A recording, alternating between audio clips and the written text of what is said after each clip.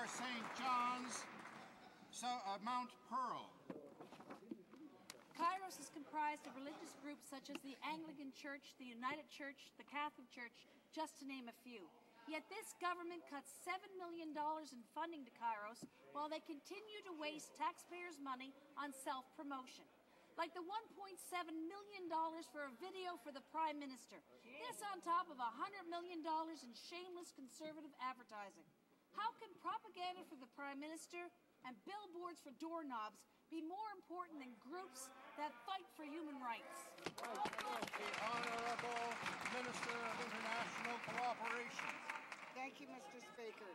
Mr. Speaker, Canadians want to know that when Canada steps up to help people who are vulnerable living in poverty, that their money is going to be used to actually make a difference in their lives. That's why we want to ensure that all of our CETA programs are effective and that the Canadian taxpayer can be proud of what Canada is doing around the world. Hear, hear. Honourable Member for St. John's South Mount Pearl. KAIROS does make a difference, Mr. Speaker. This government has wasted millions of dollars of Canadians' money in producing political propaganda. The cuts to KAIROS will have a devastating impact on Canada's international partners and leave thousands of marginalized people with nowhere to turn.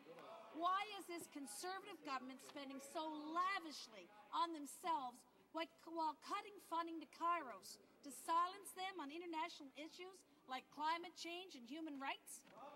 The Honourable Minister of International Cooperation. Order.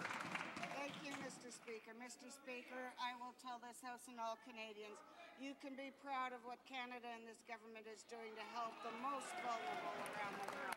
We are one of the countries that has not decreased its international assistance.